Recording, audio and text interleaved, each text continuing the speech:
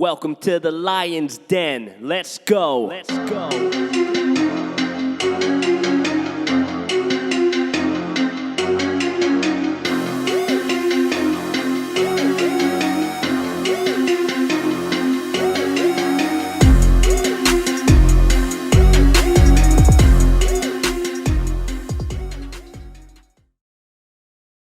Yeah, we good. All right. Lion's Den podcast. Thanks for tuning in, guys. What episode is this? I don't even know, man. Ooh, episode 3 of 2020, I think. It is Yeah. episode 3 of 2020. I don't know how many episodes we're in entirely, Yeah. but hey, we've been doing the thing and we're continuing to do the thing, so it's all good. MoneyCompton, that's MikeO. Welcome to the Lions Den podcast. Available on all platforms. Available on YouTube, all platforms, wherever you can find. Just Google us. You can also find us on YouTube. So comment, like, and subscribe for us. We appreciate the love. Once again, tell 3 people, 3, not 1, not 2, but 3. 6. So 6. So 6 people. About the show. You know, we're trying to grow, we're trying to expand, we're trying to make big things happen. So, it's a tricky situation to be on a show like this today. Usually we're, a little more upbeat. A little more uppity, you know what I mean? Upbeat. But and usually, as you can tell, I have on Lakers gear. As you can see about right there, I'm a diehard Golden State Warriors fan, so got nothing to say. But I'm in I think probably this might be the last time I record in this room, and I might be moving to. Yeah, I might be recording into a different type of setting, so we'll see what ends up happening on that. Nice. But, as you can see, like I said, I am wearing a Kobe Bryant jersey, Lakers hat, purple and gold today. It sucks. We all know kind of what happened, and Mike, you got a kid, so you're a proud parent, and it just for the most part, it makes you kind of. It sets you like you flying at 30,000 feet, but it definitely brings you back down to the floor, man. So, me personally, it's crazy. I had so many things to be celebrating about this past weekend. Like, I mean, Mike, just off of our relationship that we have, like, I got so much to be thankful for. You got so much to be thankful for, but man, it took a back seat. Like, it literally took a back seat to the point where, like, I just called my sister yesterday. She lives in San Francisco. I called my sister yesterday, and I was just like, yo, I just want to tell you I love you, man. And I appreciate you. And I called a lot of my family members and just texted them. I was like, yo, I love you. I posted it on Facebook yesterday just saying that leaving the house and coming back home is the most overrated blessing that we have. And I think we take that so for granted. So take it for granted, yeah. Yeah, so with that being said, man, MikeO, I know you're not really a sports guy. You're more of a combat sports type of dude. But I mean, Kobe's somebody that, think about it. We was at G House, you throw a little scrap paper into the trash can, you'd scream out Kobe. Yeah. So it was, everybody, even if you took a jump shot, you would just scream out Kobe. Hey man, even this present generation know him. I mean, he transcended through different generations. It's crazy. Like, our generation is when, the kids nowadays even know who he is and mimic how he plays. And so I think the cool thing about us is that we're a little bit older. So I mean, you didn't really watch basketball. I don't know if you watched basketball. I watched. I can tell you though. Yeah. Yeah, we got to see Michael Jordan, and then we also got to see Kobe the whole career. So it's kind of dope to see like the kids that are playing in the league today. They're more they don't really know anything about Jordan, which is kind of baffling. Like they just see highlights, but they didn't actually get to watch Michael Jordan physically play. But they basically the Kobe is their version of Jordan. So it's really, really fascinating to see that. But 41 years old. When you're talking about that, I did, as a kid, I started watching basketball with my uncle, huge Bulls fan when Michael Jordan, Pippen, the whole squad, right? Right. And when they had a lot of the competitive games against the Utah Jazz and stuff, John Stockton and Malone and them. You got it. Yeah, that's when we started. Yeah, that's when I started watching. I just casually watch now, but I used to watch it all the time with my uncle. And then I remember back then when Kobe could hit the scene, right? And we loved Michael Jordan. My uncle and I loved Michael Jordan. Yeah. And then commentators are like, this is the new Michael Jordan. I'm like, what? No way, nah. Yeah. I mean, I always rooted against Kobe, not in like a mean way, but I'm like, man, he's trying to take MJ's spot. That's kind of how I always thought in my head. But every time I root against him, I'm like, dang, he's killing it. It's just crazy. Like you root against. It's like one of the guys that like friendly in a friendly way, like in the sports teams and stuff like that. You root against a certain team or person, but every time you root against him, it's like, yo, he's killing it. He's showing up, and that's kind of how I always saw Kobe. But then at the end of the day, mad respect. What all of that he accomplished. You know what I'm saying? So yeah. So I played basketball in high school. I played basketball in middle school. So my biggest fan, actually, like I'm probably, Allen Iverson was my guy. I loved Allen Iverson, but my biggest memory of Kobe was the finals that the 76ers played against the Lakers.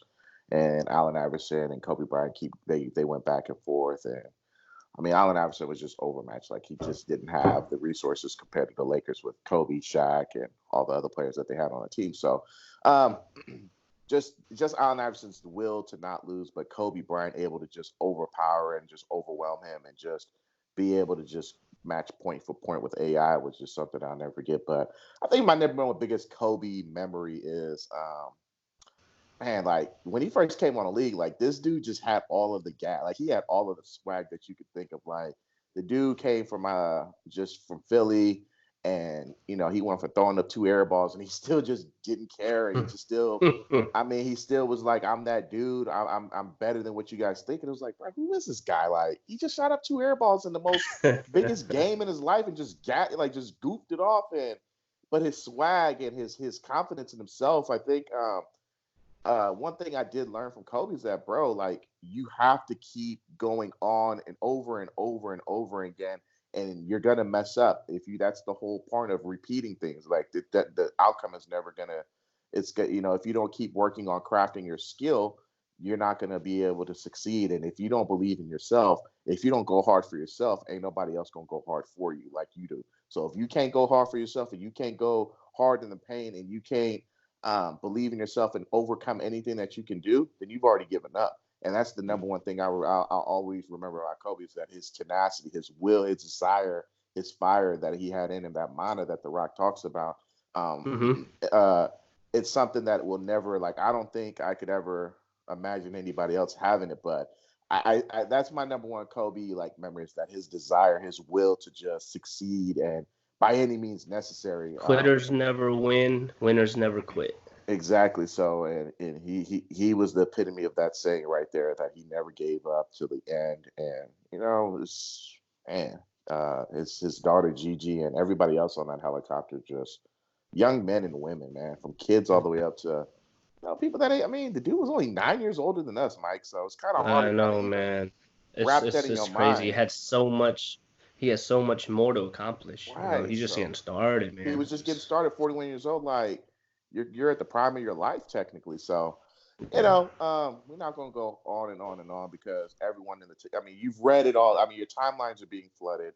Your news is being flooded. Everything's being flooded, and rightfully so. But it shows how much of an impact he had on everybody, and in society in general. So with that being said, we're going to try to move forward with the show the best we can, but it's definitely a damper. It's definitely a little bit of it sucks, man. It sucks. But man, it's hard, bro. But we're going to do the best that we can, and we're going to try to drive on, because I think that's what Kobe would want, and I think that's what is best to do. So with that being said, man, we had the Royal Rumble yesterday. I'm going to do my Brock impression. So the Royal Rumble yesterday was by far. I'm not gonna lie, it was the first thing I've watched WWE related since SummerSlam. I don't even remember the last pay-per-view I watched. Period. So I've been that was August, September, October, November, December. So about 6 months. Yeah. WWE's got 60. So WWE's gotten $60 off of me, just off of GB, because I didn't cancel my auto subscription, which I should have, because that's $60. That's like a week's worth of lunch money for the kid. So 100%. They got $60 off of me, so this was the first time I legit watched the Royal Rumble. MikeO, you got the floor, man. You can give me overall how you felt about the card, and then I'll follow up. Did you watch the pre-show? No, I was out running. I was out running around, and actually, that's when I found out about Kobe Bryant passing away, and yeah, so. Yeah. That actually, so after I found out about that, I'm like, man, I need to tune in the Royal Rumble. I need something to like therapeutic, you know what I'm saying? Absolutely. So I was kind of in the beginning, I wasn't that excited to watch Royal Rumble. Right. But then when they happened, like, you know what, I need something to uplift me a little bit. So right. I was like, great, Royal Rumble's on later today. I look forward to it. So I tuned in since all the way from the pre-show, and the first match on the pre-show was Sheamus. Who the heck he faced? Some dude, the dude that used to be on the little tag team that tried to mimic Shelton Benjamin and Shorty G. Yeah, sure. What happened to him? What happened to dude? Well, he had a tag team partner by the name of Jason Jordan, but they did. Yeah, that's Gable. The dude's Gable, right? Chad Gable. That's Gable. Is his name. Yeah. Long hair. What? Yeah. This dude is like. Yeah. So he got fed to Sheamus basically because Sheamus just returned. So he got fed to Sheamus. I saw him. I'm like, this guy looks familiar. I'm like, who is this guy? It's such a corny gimmick. And I was like, and the match went on kind of long. I was like, dude, Sheamus should have just plowed through the dude, but I don't know what they're trying to do. He went in the finals with the King of the Ring against Baron Corbin, I think, if I'm not mistaken. Shorty G. Shorty G. Yeah. It's not clicking, bro. But yeah, that was the one match. Nothing is, bro. Nothing is. Nothing is. Then Andrade was on the pre-show, and he faced somebody. I don't remember the dude's name. Herberto. I know who you're talking about. Don't know his name. Don't really care either. I didn't even watch that match, to be honest. And hey, current event, Andrade just got suspended. Steroids? Yeah, I got suspended for steroids. Good job, dirtbag. I wonder what Charlotte has to say. Anyways, we're not going to talk crap on here. Anyway, yeah, the pre-show was what it was. It was like our pre-shows generally 2 hours long? So usually for the big four events, which your big four consists of Royal Rumble, WrestleMania, SummerSlam, and Survivor Series. Well, technically it's big five because they're kind of incorporating Money in the Bank as the big five. So those pre-shows are usually 2 hours long. I'm not sure about Money in the Bank, but Money in the Bank is low-key like a major pay-per-view now. But the other ones, it's usually just an hour long. So your big four, they do 2 hour pre-shows where, I mean... They didn't really... the pre-show didn't really... it don't do nothing for me, bro. It doesn't do anything. The only reason I tuned in... Yeah, the only reason I tuned in is because I don't know anything that's going on storyline-wise. So I tuned in just to watch and see what I was to expect later on that night, you know? And I guess... Yeah, I guess we can go through the matches. So the first match was Roman Reigns versus Baron Corbin. I'm not calling him King Corbin. Baron Corbin. Baron Corbin. But yeah, that was that match kind of stretched. But here's the thing about the Royal Rumble. So there's 2 matches, the 2 Royal Rumbles, men and women's, that it's 30 men, 30 women. You got to stretch it out for, I believe, every 2 minutes someone comes out. So you have to stretch that out. Then your last 2 usually fight like a low-key wrestling match, maybe 5 to 7 minutes after that. So your Royal Rumble matches are typically about an hour and a half, hour and some change long. So you're only going to have about 3 or 4 matches on the card outside of the 2 Royal Rumbles. So you got to stretch those matches out. And they tend to be a little bit drawn out because they're trying to fill it up. But at the same time, they don't want to oversaturate the card. So yeah, the Roman. I gotta say is I'm glad that Roman Reigns match was the first match just to get it out of the way, because honestly after that match was kind of, I'm glad Reigns got the W, but I don't like King Corbin. I never really liked him anyways. Like he's a terrible heel.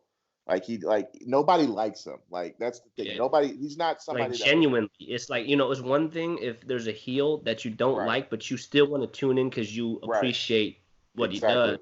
Or she does, but Baron Corbin, I don't even want to watch him. I don't want to watch him either. But I mean, we're going to talk about the card further along where I don't want to watch other guys that are top people right now. So, Baron Corbin does 0 for me. Like he's literally like my bathroom match guy. Like I don't think He's not talented. He doesn't draw. He's he's just a terrible just wrestler overall. And once again, it's just Vince McMahon having a man crush on these big 6'8", 6'10" But giants. he's not even jacked. You know what I'm saying? Well, he was a former boxer, a silver gloves winner wherever he came from. But he's just terrible. Like he just looks sloppy in the ring. He doesn't have the it factor for me. He doesn't draw, and he's just not somebody that I'm like, oh, I want to see. It's must see TV. Roman Reigns. I can watch Roman Reigns all the time. I like Roman, dude. It's crazy how remember Bobby Roode is a good heel. Half a year ago, people were booing the hell out of Roman Reigns. Now people love him. He had a mixed reaction though, like to the whole leukemia when he came out.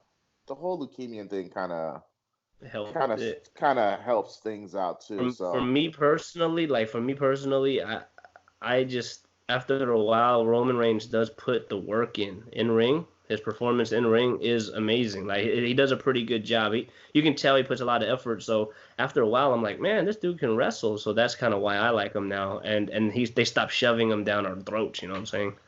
Yeah, I mean he's cool. I don't have a problem against Roman Reigns. Like I got a problem with a lot of people in the WWE right now. Like I think King Corbin's just I don't know. So yeah, the Roman Reigns match, I think it was a good opener. The whole spear on the dugout was kind of dope. It was that's cool. Yeah, good ending. Yeah, good ending. Then you had the Women's Royal Rumble match after. They highlighted NXT star, so Bianca Belair. She became a star. I feel like she became a star. Charlotte ended up winning the Royal Rumble. Ugh. I don't have an issue with it just because I don't like Shayna Baszler. Yeah, but anybody else though, man. I mean, so Sasha Banks is hurt right now, so she could have been in the Rumble. First thing is Bianca being called up.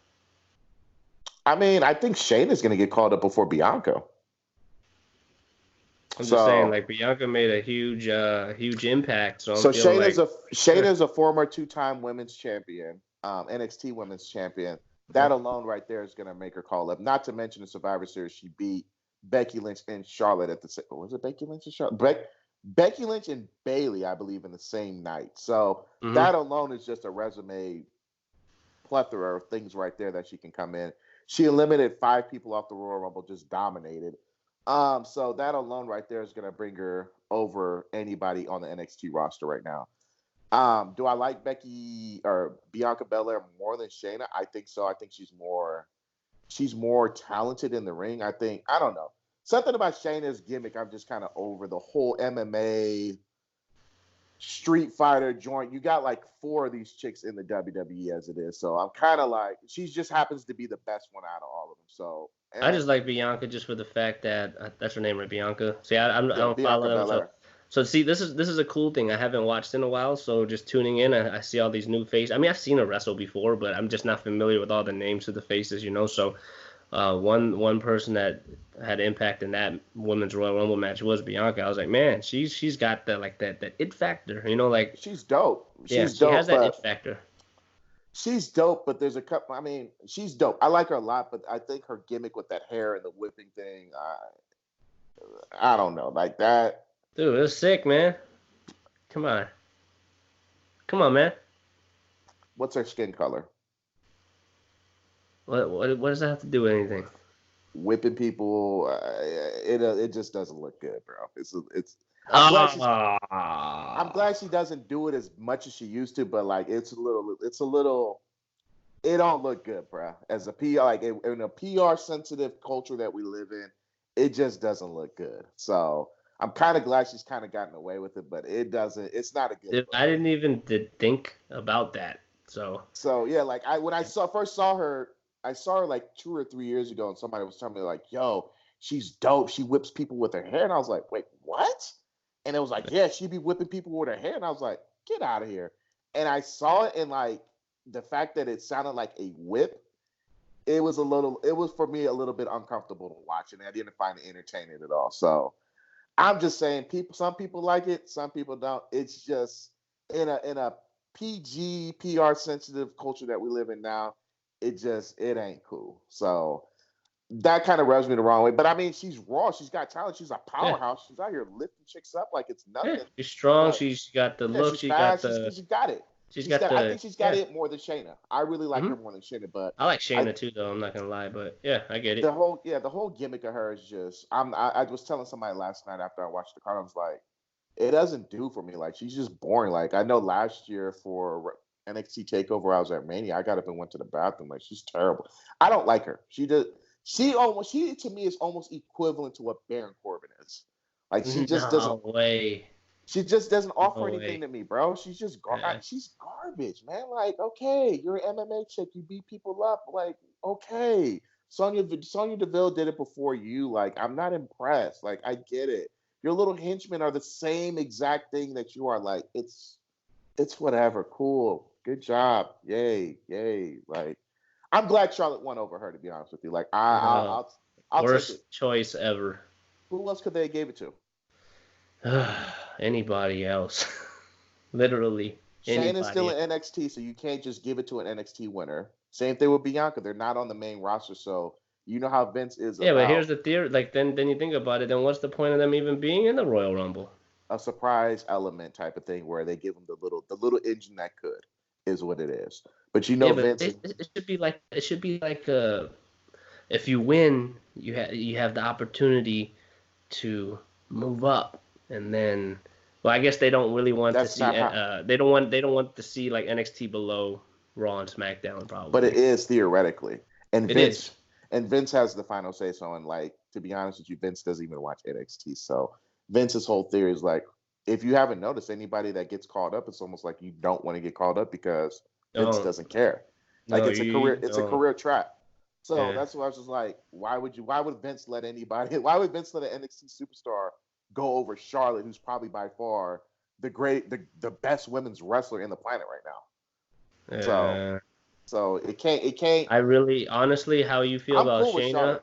How you feel about Shayna is how I feel about Charlotte. She's the most talented female wrestler on this card, bro. Who else is better than her? You can't say anybody. That's a terrible answer. You talking about wrestling wise? Like wise, she's better than her dad. Well, yeah, technique, she's great, but I'm just saying her whole character, man. I don't like her whole gimmick. It's just corny. It's the same thing as her dad, though. She has the same exactly. So okay, then if you're gonna say that, then Ric Flair was garbage, then, right? Not garbage. Yes, he was. Yeah, he was. He wasn't my favorite, but. If we're talking about in-ring technique and just character overall, like she's the exact same thing as her dad.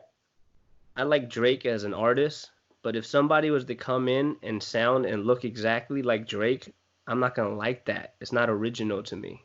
You know what I'm saying? I just feel like Charlotte can stop doing the woo crap. Stop trying to straight up mimic what her dad. Okay, we get it. That's your dad. I want to see her become herself. Like. You know what I'm saying? So every time I see her, man, that ain't her, man. Okay, well, she's the top. And she's the best female wrestler in the world, bro. Besides all that, though, okay. Besides all that, though, all right. Charlotte wins. Woohoo. Okay, so who does she potentially get to wrestle WrestleMania? She's probably gonna face Bayley. So here's what I'm thinking: either she's gonna face Becky and Ronda's gonna come in and they're gonna run it back. I feel like or the title might change hands before WrestleMania, right? So that can happen as well. I feel like Ronda's gonna come in and they're gonna run it back. To be honest with you, so 3-way. They happened last year, and it was a terrible ending. I know. That's what I'm saying.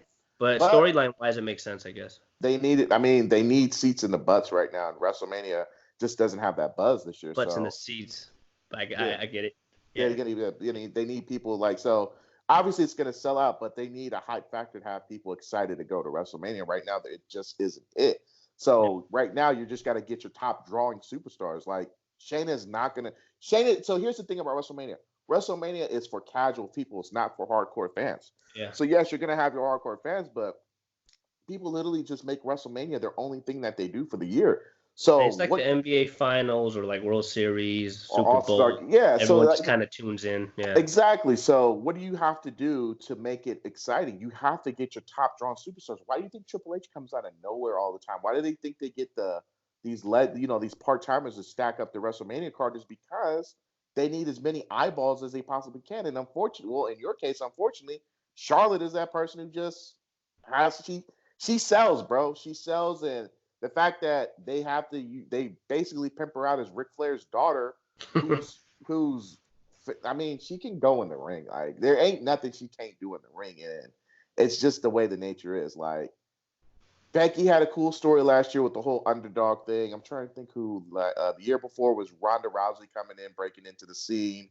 The year before that, forgot. But then there was another year where they were in Dallas where Sasha Banks and Charlotte and somebody else tore down the roof. I might have been Becky Lynch, actually, tore down the roof at Dallas and stole the show. So you gotta stack your card up as much as you can. And unfortunately, Bianca Belair ain't it. Shayna ain't it. Who else in the final four? I don't even remember who. I don't remember. That's the thing. Like, the WWE's women's division is point made. Yeah. So, anyways, moving forward, next wrestling. Your points are made because I can't even remember who else was in the final four of the Royal Rumble. Yeah. So, then you have the strap match with Bray Wyatt against Daniel Bryan. I love that match. You didn't watch it, right? Or did you go back and watch it? I read the results, so. It was a pretty good match. I wasn't expecting anything though, so I just kind of tuned in and man, I'm not the biggest Daniel Bryan fan, but that dude can go. That dude can sell. That dude can go. I mean, that strap is no joke, man. He was all messed up. But initially, I thought, hey, this has to be a squash match, right? I mean, and you know, I know you don't like the Bray Wyatt character, and to your point, yeah, because. How long can you go stale? Yeah. Yeah. How long can you do it for, right? And you know that's why I was anticipating, hey, it's gonna be a squash match, and it wasn't. It went for I don't know how long the match was, but it was a very lengthy match, and Daniel Bryan got his. How did the match end though? So basically, Daniel Bryan got him in his little whatever you call it, the yes lock. Is it? You still call it that? With the strap on Bray Wyatt's mouth, pulling it up, and then. He got out of it and then got him with the mandible claw. And then I think Daniel Bryan got out of it again and then hit him with the mandible claw again and then kind of his little rock bottom thing. So the ending sucked, actually. The ending kind of sucked. Thank you very much. Yeah. So thank you.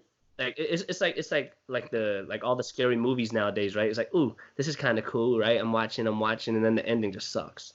So that's kind of what happened. Like the match was great. So a waste of a match, basically. Yeah, I like the build up, the whole build up, but the end just kind of fell flat because basically it just ended. He got him in the mandible claw, did his little rock bottom thing, pin 1, 2, 3, and that was it. I'm like, but I did love the match as a whole, but the ending did kind of fall flat a little bit.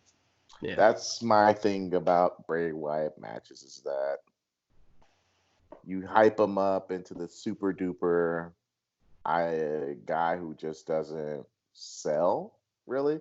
And apparently the way the match ended, I think he did put him in the yes lock, and then he got up and was beating on his chest, and Bray Wyatt started kicking. Daniel Bryan started kicking him and he no-sold. He strapped him and no-sold. He basically no-sold the last 2 minutes. So here we go again. So whatever.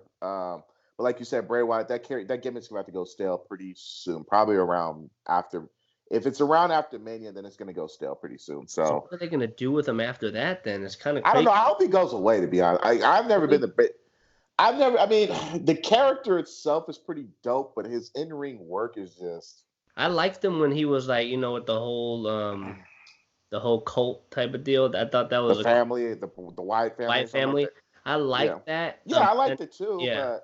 But him alone just ain't really. Well, initially when he started with the Fiend, I liked it. I liked the whole crazy kids show and Let Me In and all that. I liked that. But then after a while, I like the character. But then you get all amped up with the character, and then once he goes in the ring, it's kind of okay, it's just all right. Whatever. Okay, all right, the promos, and I like the character, all that. Stuff, but then once it gets to the match, it's kind of just whatever.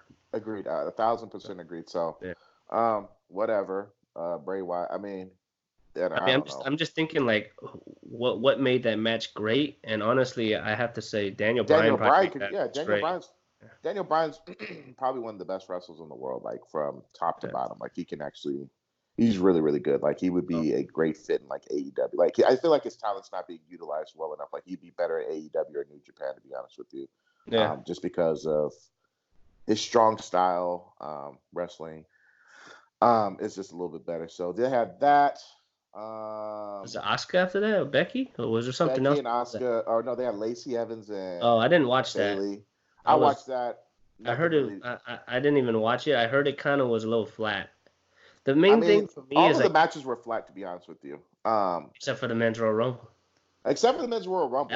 That was fun as hell. But yeah, no, I like the main thing with me with Bayley, like I said, I haven't really tuned in, but I watched all the the promos and stuff for this fight, and yeah, she's heel now, and I don't know, man, I'm not convinced.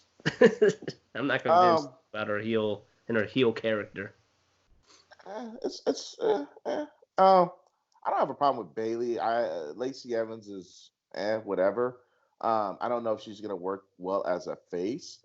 Being the fact that it was just SummerSlam where she was challenging Becky Lynch for the title of the heel. So and she was a hot heel too. Like she had a lot of heat on her. Yeah, but I don't know. She was a good heel. I don't know. We'll see how she does as a face, but yeah, I'm not really. I don't know. She doesn't move me. She doesn't make me or break me. So whatever. She's more of a whatever person. Then you had Asuka against Becky, where decent match. It was a decent match, but I mean, to be honest with you, ever since Asuka lost to Charlotte a few years ago at WrestleMania to Charlotte and had her tap out, she ain't been the right. She ain't. Asuka was probably by far the best NXT Women's Champion ever, and ever since she's come up to the WWE, it's just been whatever. It's one of those what you were talking about earlier. Why would you want to come up? Why would you come up? And Asuka's Asuka and I think Asuka and Shinsuke are a prime example of why you don't want to come up. So, Asuka she demolished, like, you know how you feel about Shayna Baszler, how she just destroys people. Asuka was that before Shayna Baszler. She was really good. She destroyed people in the ring and like convincingly. I don't know. Like I'm kind of getting tired of Becky Lynch, to be honest with you. Like I'm low key over her. Me too. Like I don't know her. She's still one of the hottest wrestlers right now on the roster. But but for me, like the flame is kind of it's starting to going out. Yeah, it's kind of like she's had that Raw Women's Champion for almost a year now. I feel like her, like she's kind of like to me how Bray Wyatt is, like the promos, how she is on the mic. It's like and then when you get in the ring, it's like. But even her promos are kind of gotten stale compared to what they were like around this time last year. Because now she has it, right? She was hungry at that time, so she was really, you can feel it. But now she's just kind of, just going along with whatever. Yeah, it's just, and so that match was very, very flat. One thing I hated about the match. Well, I didn't hate it. I don't want to be so negative today, but I already told you, like, there was that part towards the end where the ref was like, "Oh, Becky, are you all right? Why are you doing that in the middle of a match? First of all, like, it's a match, right?" So he's, you, like, checking on her, and then she was like, "Oh, all right," but she was like half knocked out. Then Asuka like hit her with a roundhouse kick right in the dome. She was already knocked out prior to that, and then she got knocked out again, and she kicked out of 2. I'm like, what? And then she lost right after. Yeah, the whole green mist getting stepped outside. I don't know. Once again, it just made Asuka look. I don't know. It didn't make her look strong. Oh, she can be such a beast. She should. She should be demolished in the women's division with the Asuka lot. I mean, there's just so much you can do with Asuka, and it's just so sad, kind of, just to see that. But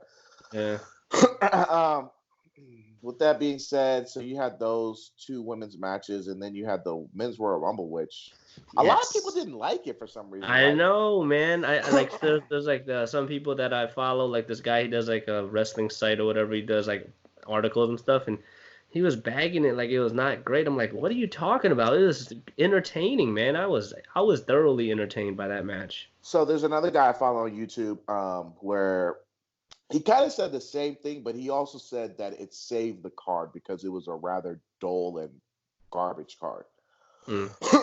But he said he liked the idea how they broke it up into the tale of two WrestleMania Royal Rumbles. So for those who don't know, I mean, it's too bad. Shame on you. It's been over 24 hours if you haven't watched the Royal Rumble. So spoiler alerts, I don't care. Basically, Brock Lesnar came in at number 1, and he lasted all the way to 15, I think 13. Lasted. Yeah, 13. He was like the 13th. Yeah, I think so. So he literally came in the Royal Rumble and eliminated everybody. Like any person that came down the ring, he was kicking all like them out. The mid card. So it's not like they were burying like the main card, you know. Well, he buried Shinsuke. But he's mid. He's booked as a mid carder. Yeah. So you unfortunately buried Matt Riddle. Wait, that wasn't him though. That was who was that? Who eliminated Matt Riddle?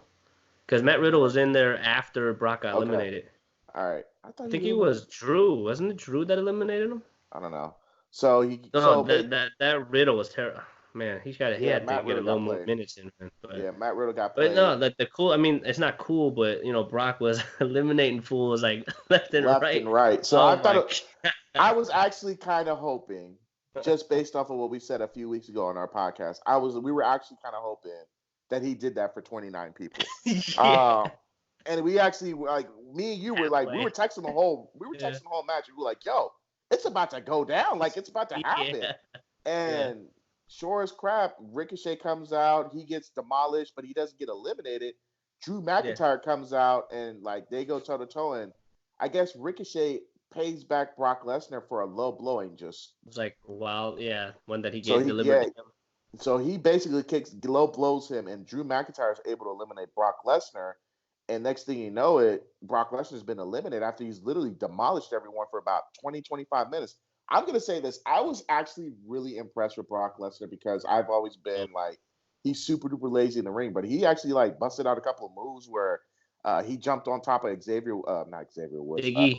Big E's back. And, used him as a springboard and was out here jumping, clothesline. Like he was out here busting out moves that he hasn't busted since like WrestleMania 22. Like out here doing suplex, not German suplexes, but regular front facing suplexes. Regular moves, Like he was out here doing regular moves. And Michael Cole actually brought up a good point, and I was like, man, that's actually like the most accurate thing he said in like 5 years, where he said, you can talk about Brock Lesnar all you want as far as him not showing up and defending the title, but when this guy wants to go, he can actually go. And he was actually right. Like I was like, yeah, he can actually go. And you know what? And him putting all that effort had a purpose, right? So that and guess look what happened to Drew. Yeah, I was okay with the outcome. So, the only thing I didn't like, so we had 2 surprise entrants with MVP coming out of nowhere, but he got invaded. He was not the MVP of the night, that's for sure. Here's my thing, so MVP is a former he was a big time high profile champion out in New Japan Pro Wrestling. He left WWE, went to New Japan, made a boatload of money, and became a legend out there. And then he comes back to the WWE and he's nothing. John Morrison just came back to the WWE and got eliminated fast by Brock Lesnar. Edge came back though. That was pretty dope. Did you hear that pop, man? Yeah, that was shocking. Oh man, you don't hear that popping now anymore. You know what I'm saying? That was a big pop. So Edge came back. So you only had John Morrison, which he's already been back on TV for a little while. So John Morrison, MVP, and Edge, that's the best y'all could have did? Yeah. Seriously? But you know what, though? There wasn't a lot of, shock factor. However, it was one of the best men's Royal Rumbles I've seen in a while, which says that's what the reviews are. Yeah, so that's what a lot of reviews have been saying, is that despite being a tale of 2 Royal Rumbles, it was actually not a bad Royal Rumble. It was actually pretty good, and Drew McIntyre ended up winning, which deservingly so. At least Santino didn't come out in this Royal Rumble either as well. So Drew McIntyre should have had the plug, or they should have pulled the trigger on him maybe a year or 2 ago, but they didn't. Yeah. But I'm glad they did, and it's going to be very, very interesting to see. I'm leaning towards him going towards Brock Lesnar. Oh, 100%. I see Roman going. I see Roman and Fiend probably WrestleMania, and I see Drew and Brock. That's what I'm seeing. That's what I'm seeing. I don't know about the Fiend part just yet. There got to be some type of shock value right now. I'd be okay with Roman, to be honest with you. I don't have a problem with it. Yeah. Actually, I'd be okay with that as long as Roman actually beats the Fiend. Yes, he needs to beat him. He's got to beat the Fiend. I think the Fiend is just I don't know, like I don't know what's up with that gimmick, but it just ain't doing it for me. And I don't know the whole Firehouse Funfly thing, Firefly. I don't know what the hell it's called. I really don't care what it's called, but I don't know. It's just it doesn't do nothing for me. It's just like, okay, so you out here acting like you a millennial version of Mr. Rogers, and then you turn into like this dark, creepy thingy when you wrestle. Like, I don't really get the whole. I don't know how those. He's possessed, man. It's cool. Yeah, I don't know how those two add up. So it's just like, okay, I don't know. It's okay, I guess. But I'm really, really happy with Drew McIntyre. I think that was a great decision. Would we all want to see Edge win it? Yeah, that'd have been really, really dope. Cool. But yeah, that'd have been pretty cool. Who was the final four? So Edge, Orton, Rollins, and Drew was your final four. Reigns? Roman Reigns was in there, right? So yeah, Reigns. Yeah, because I think the final two ended up being Drew McIntyre against Roman Reigns. Yeah, yep, those were the final. And you know what? That was perfect. You know, Edge and Roman were fighting on the outside. Yeah. That was perfect because Roman eliminating Edge. If it was Edge and Drew eliminated Edge after that huge pop, Drew would have been booed out the building. Yeah. So they protected Drew. Yeah. Everyone kind of came out looking good. So it's going to be really, really interesting. I think the WrestleMania card is starting to look a little intriguing. You're going, so yeah, you want it to look intriguing. I mean, but the crazy thing about it, like I think I read somewhere 2 weeks ago, where usually around this time of the year they already have the Royal Rumble card pretty much. Not Royal Rumble card. I'm sorry, WrestleMania card kind of built, like it's already kind of. They usually say around this time of year, 85% of the card is pretty much complete. And they said that they're not even like remotely close to figuring out what the card is. So a lot of people are kind of low-key panicking because they don't know what Vince McMahon is planning to do with WrestleMania yet. So everyone's kind of getting stressed out yet because nobody really knows what Vince's final plans are. So like everyone, it's not like it's a secret. It's that there's not even anything that's been established. There's nothing in the works for them to kind of work off of for them to even feel confident about what's about to transpire. So that's a little interesting to see, but I'm okay with Drew winning. I think that Charlotte thing is very, very tricky, and I can see why you feel the way you do, but it's a tricky situation. I mean, they're probably. I mean, they're gonna run it back. They gotta run it back. I can't see anything else really transpiring. And to your point, man, WrestleMania is about star power, right? So when it comes to the women's division, yeah, it's gonna be Charlotte, it's gonna be Becky, Bayley. Ronda. I mean, Ronda. Yeah, it's gonna be revolving around those four, really. That's it. So, and I don't even know if Bayley can even I think Bayley might have to go to the pre-show. She's the weakest link out of all. I mean, I don't want to say weakest link, but in terms of stardom, star power, she's probably the least. Yeah, the weakest link out of all of them. Yeah, I think Sasha's a bigger draw than her, but a lot of people. I mean, Sasha can't stay healthy, so yeah, she's always getting injured, man. She's always getting injured, so I don't know what they plan on doing, but I think, like you said, MikeO, they have to run it back with Ronda, and they said that they created a new T-shirt on the WWE shop already for Ronda, so. So she's returning. I mean, what's the chances of her returning, though? That's the thing. Because I want to see. I mean, so from what I heard, I don't watch Total Divas, but they said that she's kind of been hinting on Total Divas. You don't watch Total Divas? Come on, man. That's the show of the year. Actually, it's not a bad show. It's actually kind of. I've seen it. I've seen a couple episodes. It's watchable.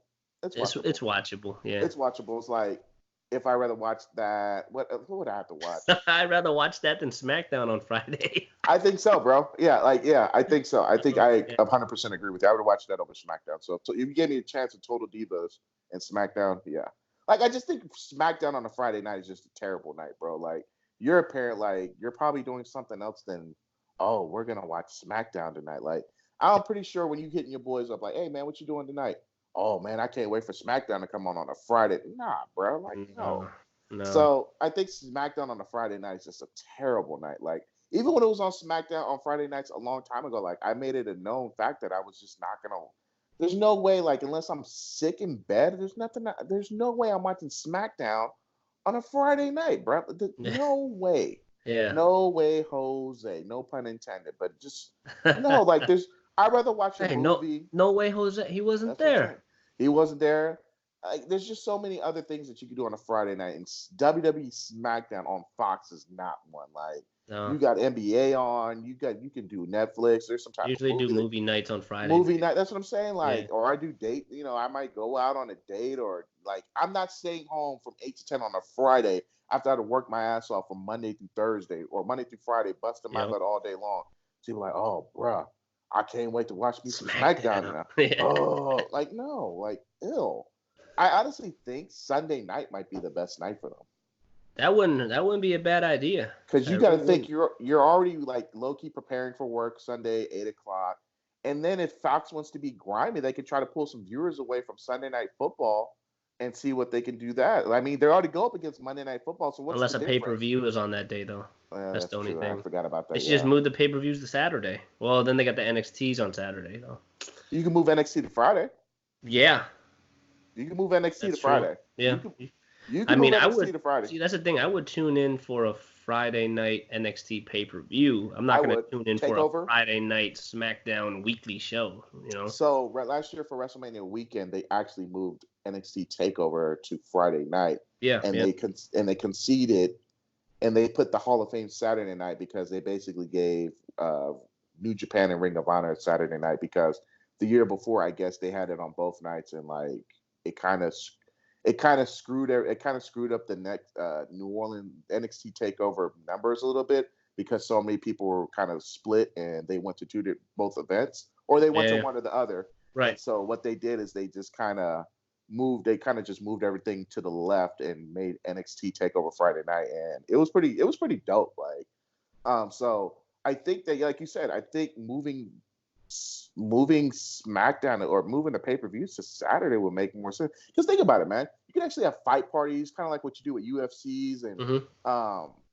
boxings and things like that. You already do that now, so why don't you do that for WWE events? And I don't know.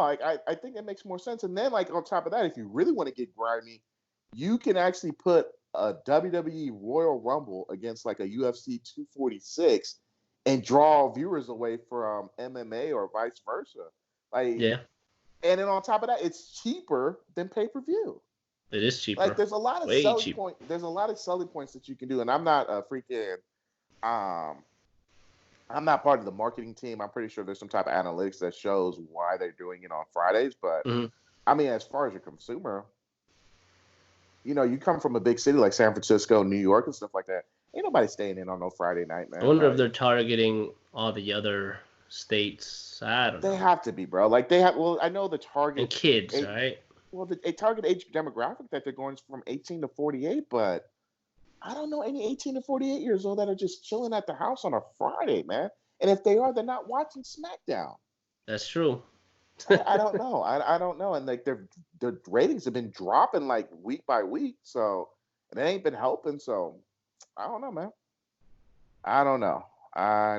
So, but yeah, not changing it anytime soon. So nah, I don't think they are. But I think overall, like the men's Royal Rumble match kind of saved the whole card. Oh, I thoroughly enjoyed the men's Royal Rumble. Yeah, I enjoyed it a lot. I always had a good time watching it. Yeah, dude. The last few years I tuned into the Royal Rumble, I was honestly kind of disappointed overall. Last few years. Seth Rollins won last year, and the year before last, Shinsuke won. Yeah. So, Seth Rollins, whatever. I just love the whole little. It was kind of like the story. I was two different Royal Rumbles. Like, it was literally two different Royal Rumbles. So I don't know. I enjoyed it. Like, I didn't have any issues with the Royal Rumble match itself. The whole card overall. I mean, the Royal Rumble, like, usually your Royal Rumble cards are kind of janky as it is. So they need fillers. But as far as the men's Royal Rumble, like, I can see why so many people were upset, but I guess being a guy who doesn't really like Bray Wyatt, like, I was actually rooting for Brock Lesnar for a change, and I enjoyed it. Like, I really enjoyed him, like, just mowing through half the card, and he's putting in work, man. Yeah, it's cool to see. Like, that is one thing I wish that I saw more of Brock, because I'm a huge Brock fan, as you know. Yeah. I just wish I saw him work a little more on me, but that's he worked yesterday. He put in work yesterday. Did, man. Yeah, he put in work, so. I'm okay. Like, I'm satisfied and I'm complete with how they did it. Like, I have zero issues with it. Yeah. I just kind of wish Edge would have won, but I get it. It's whatever. maybe a couple more surprises. Because but then again, it's like, you only had legitimately like 15 wrestlers to kind of say, because the first 15 Brock Lesnar mowed through them, so it's kind of hard. But Keith Lee had a good showing. He didn't look weak. He looked like a beast out there, man. He fits right in. Yeah, he didn't look like no pushover. So Braun Strowman, obviously, that guy's never gonna look like a pushover. So whatever. What's on the next? What is it? UFC 247? Yeah, I don't even know what's on that one. 247. Let me see. Actually, it is coming up. It's John Jones. Oh yeah, that's right. Yeah. It's John Jones. Yeah. I don't know who else is on that card though. Let's see. So John Jones Reyes, Valentina Shevchenko versus Chikagan. That's an interesting matchup, but most people don't know who they are. Black Beast on there. Oh yeah. Black Beast is on there. He's opening against Latifi, who is actually a light heavyweight. So he's a 205er, and he's a short 205er. Now he's coming up to heavyweight. So are they throwing a bone for Black? Are they throwing a bone for Black Beast? I guess so, man. I imagine Latifi's a good wrestler, but I imagine Black Beast will knock his head off, basically. Yeah, he's gonna do his thing. And the prelims, I didn't realize 248 was actually coming out here in Vegas in March. Yeah, that's a good card. Really, you think so? Because I've looked at him. Yeah, I didn't know anything outside of Whitaker. Whitaker's not in it. He's not doing it anymore. Oh, he's not? Personal reasons and not an injury. It's personal reasons, and it's serious when they asked Dana White about it, and Dana White almost like teared up. He's like, you know what? It's not an injury. It's personal. If he wants to talk about it, he'll talk about it. Rumor is he's like doing a kidney transplant for his daughter. Oh, wow. But there's also fires that were happening down there, so I don't know. But he's not in there no more. But Israel Adesanya, Stylebender? Never heard of him. Tune in. Depending on how things go, maybe I'll go. Yoel Romero? He's fighting Yoel Romero. I mean, it's a weird thing because Yoel lost. There's like 3 titles on the line on that card, isn't there? Oh, Weili Zhang, man. Chinese represent finally. But she's fighting JJ, Joanna Jędrzejczyk. I can't pronounce her name. You know him, though. You know Joanna, though. I think so. She was a strawweight champion for a long time. Oh. Little skinny girl, looked like Gollum. So, is it worth going to? If the tickets are, what would you pay to see that card? I wouldn't pay. To watch the pay-per-view. I'd probably go to a Buffalo Wild Wing. So, if you had an opportunity to go to that match or go to that UFC, would you go? I would. I mean, just in general, I don't care. I have never been to a live UFC event, so I would go regardless. So it's asking me is kind of a tough sell, because I would go regardless. But I mean, the main event and the co-main event should deliver for sure. Gotcha.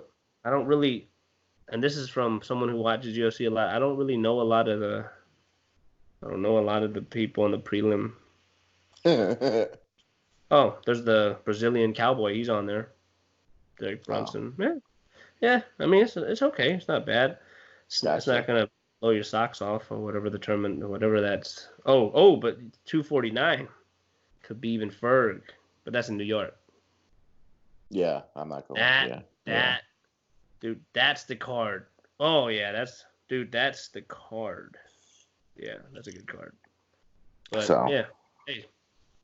It's all good. Get out if you want to. Nothing to do. Why not, man? Yeah, we'll see. John Jones, bro. Yeah, we'll see what ends up happening. Wait. We're talking about 248, 247. You said you want to go to 247 or 248? 248. Oh, okay. Well, I said I want to. I don't know, like, if I can get in for a bill. If I can get in for a bill, I'd go. But is that 100. I mean, what's the chances of that? I know. What's the chances of getting a ticket for $100 though? Don't they usually run like 300 at least? Nah, I went to John Jones. What's that guy's name he fought last year? Gustafson? Not or Gustafson. Smith? Anthony Yeah, Smith? Anthony Smith. I went to that fight last year, and I think I paid like 175. Um, but with it being around March Madness, and a lot of people come to Vegas for March Madness as it is, and the card's not the most household name card, so Not it may stacked not. at all. It's not Yeah. stacked at all, so the tickets might not be as expensive just because it's during March Madness. So maybe a lot of people may not come in during that weekend as it is. So I'm we'll see. But if I get in for like a cool bill, yeah, we'll see. That'd be worth it, man. I would go for 100. For a bill, yeah, yeah. If I get in for a bill, I'll go. I'll go for a bill. But anything over that, yeah, I feel it. It ain't happening for I Captain. feel I'd rather watch it. Honestly, at that point, I'd rather just watch it at home or Yeah, for sure, for sure. But I've never been live, so I don't know how the environment is in a live event. I'm sure it's pretty fun. I mean, I only went to one, and I was at the JJ fight last year. But the JJ fight was kind of lethargic. But when Usman beat Woodley, though, that was it was somewhat of an upset. Wait, did he beat Usman that year? Did Usman beat Woodley for that? Oh yeah, he dominated. Was it on that same card? I don't know. Woodley lost his belt that night. But I don't know it was against Usman. Yeah. So Usman, so that was pretty good. But the JJ fight kind of, I don't know. He did his thug thizzle, but you're watching greatness at that point. So yeah. You know what I mean? It's like no effort, man. yeah. So so it was it's kind of cool to say, hey, I went to a John Jones fight and saw him obliterate a guy. Yeah. But we'll see. We'll see what ends up happening. But yeah. So, that being said, man, 58 minutes in or 58 minutes, yeah. So we did the thing. We were aiming for 30 and we went almost 60. So hey, so we doubled up shawty on it, but we try. Hopefully, we brought some type of light to anybody who's kind of going through it. Any last words, man? Catch me on Instagram, MikeOmania, MikeOmania. That's all I gotta say. I mean, you can find me on Twitter too. I am MikeO1. Either one. Yeah, and you can find me on Twitterverse at Eric T. Compton, and then you can also follow me on the gram at MoneyCompton. So, other than that, man, we good, man. Just love you. Hug that one person one more time. Tell them you love them one more time, cause tomorrow never you never know. So 100%. Love and peace, man. All right, man. We out. Peace. Peace.